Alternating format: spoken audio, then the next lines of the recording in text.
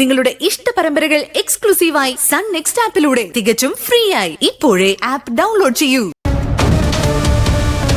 ദേവി, ഇവരെന്റെ ജീവിതം തകർക്കുമല്ലോ. ഈ കേസിൽ പ്രതിയായി ജയിലിൽ പോയാ പിന്നെ ഒരിക്കലും ആ സ്വപ്നം നടക്കില്ല. മനഃപൂർവ്വം അതില്ലാതാക്കാൻ വേണ്ടിയാ എന്നെ ഇയാൾ കൊണ്ടുപോകുന്നേ. എങ്ങനെ ഞാൻ ഇതിൽ നിന്ന് രക്ഷപ്പെടും? ആരാ എന്നെ രക്ഷിക്കാൻ വരുന്നത്?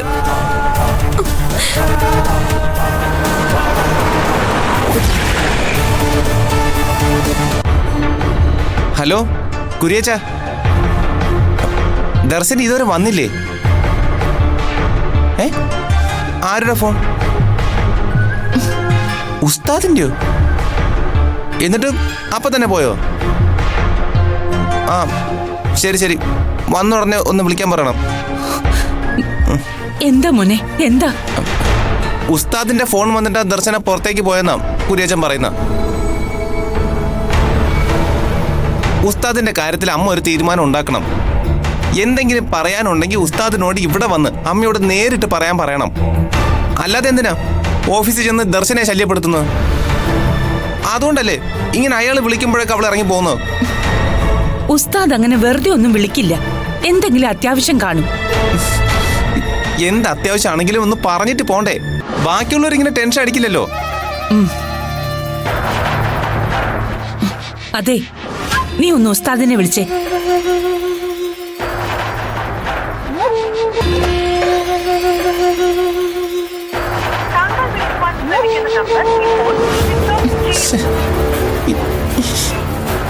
ഉസ്താദിന്റെ ഫോണും ഓഫാ.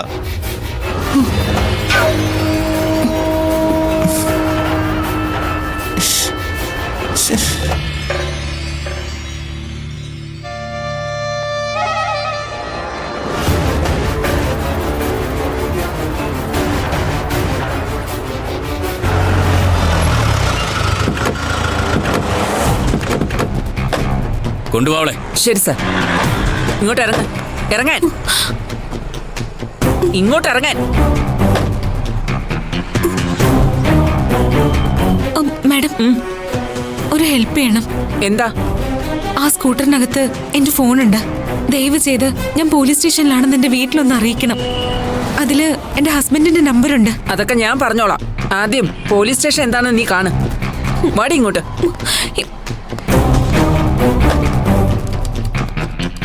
സാർ. എന്തു പറ്റി ദർശന? സർ, അത് താനെന്താടോ ഇവളോട് കൊച്ചു വർത്തമാനം പറഞ്ഞോണ്ടിരിക്കുകയാണോ? സാർ, ഈ കുട്ടി മരിച്ചുപോയ കോൺസ്റ്റബിൾ നകുലൻ സാറിന്റെ മകളാണ്. അതുകൊണ്ട് എന്താടോ ഞാൻ അവളെ കുമ്പിട്ട് വണങ്ങണോ? മിന്നൽ രാജുവിനെ കൊന്ന കേസിലെ പ്രതിയായ ഇവള്. താൻ മര്യാദയ്ക്ക് ഇവളുടെ സ്റ്റേറ്റ്മെന്റ് എടുക്കാൻ നോക്ക്. സർ, കുറച്ചുകൂടി മര്യാദയ്ക്ക് സംസാരിക്കണം. നീ എന്നെ മര്യാദ പഠിപ്പിക്കാൻ വന്നതാണോ? ഈ സ്റ്റേഷനിലെ മര്യാദ എന്താണെന്ന് നിന്നെ ഞാൻ പഠിപ്പിക്കാം. പോലീസുകാരന്റെ മകളാ ഞാൻ. പോലീസ് സ്റ്റേഷനിലെ മര്യാദ എന്താണെന്ന് സർ എന്നെ പഠിപ്പിക്കണ്ട.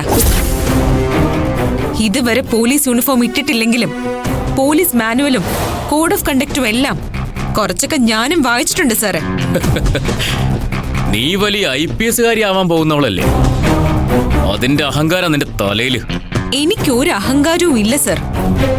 മിന്നൽ രാജു മരിച്ച സ്ഥലത്തേക്ക് ഞാനൊന്ന് ചെന്നു എന്നുള്ളത് നേരാ. ഞാൻ ചെല്ലുമ്പോ അയാൾ മരിച്ചിട്ടുണ്ടായിരുന്നില്ല. അയാൾ എന്നോട് എന്തൊക്കെയോ പറയാൻ ശ്രമിച്ചു. അയാളെ രക്ഷപ്പെടുത്താൻ ശ്രമിക്കുമ്പോഴാ സാറ് വന്നത്. അപ്പോഴേക്കും അയാൾ മരിക്കുകയും ചെയ്തു. കൊലപാതകം നടന്ന ആ സ്പോട്ടില് നീ എന്തിനു പോയി?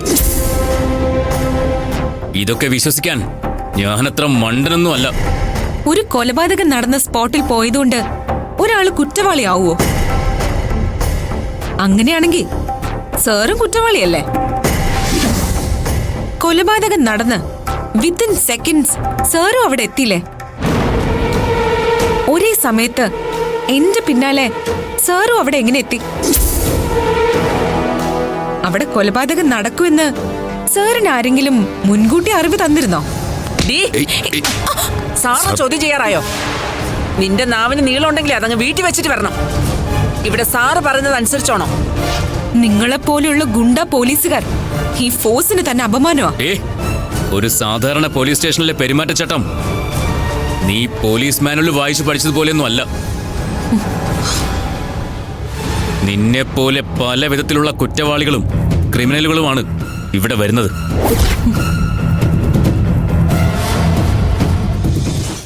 അവരോടൊന്നും പോലീസ് മാനുവൽ വായിച്ചു നോക്കിയിട്ട് പെരുമാറാൻ ചിലപ്പോ പറ്റിയെന്ന് വരില്ല. ചിലപ്പോ ആനെ ചട്ടം പഠിപ്പിക്കുന്ന പോലെ പഠിപ്പിക്കേണ്ടി വരും. അതിനാ ഞങ്ങൾ ഇവരെ പോലുള്ള പോലീസുകാരെ നിർത്തിയിരിക്കുന്നത്.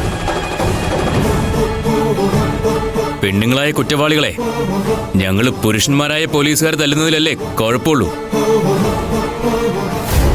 വനിതാ പോലീസിന് തല്ലാലോ, അല്ലേ ഗീതേ? അതെ സർ.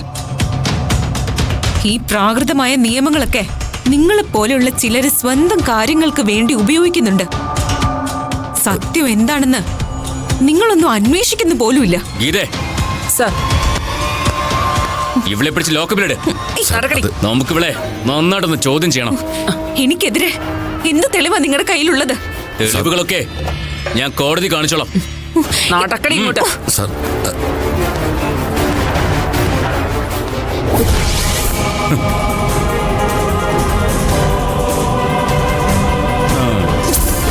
കേറടി ഇങ്ങോട്ട്.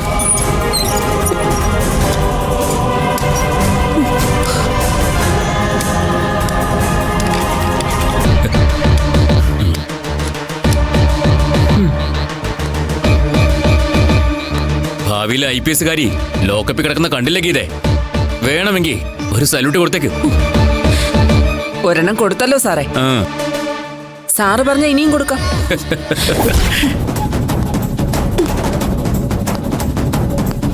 മര്യാദയ്ക്ക് പെരുമാറിയില്ലെങ്കിൽ ഈ ഗീത നിന്നെ ഇടിച്ച് പിഴിഞ്ഞെടുക്കും.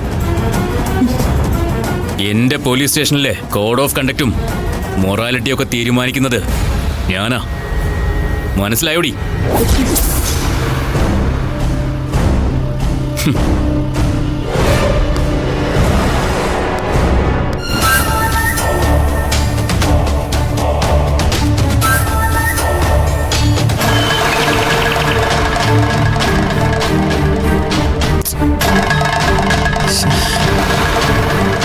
ദർശൻ ഇത് എവിടെ പോയതായിരിക്കും?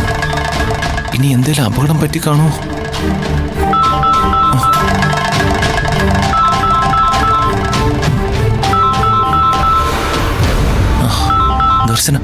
ദർശനെ, താനിത് എവിടെയായിരുന്നു? ഞാൻ എത്ര തവണ വിളിച്ചെന്നറിയോ? താൻ ഞങ്ങളെല്ലാം പേടിപ്പിച്ച് കളഞ്ഞല്ലോ. ഞാൻ ടൗൺ പോലീസ് സ്റ്റേഷനിൽ നിന്നാണ് വിളിക്കുന്നത്. നിങ്ങളുടെ ഭാര്യ അറസ്റ്റിലാണ്.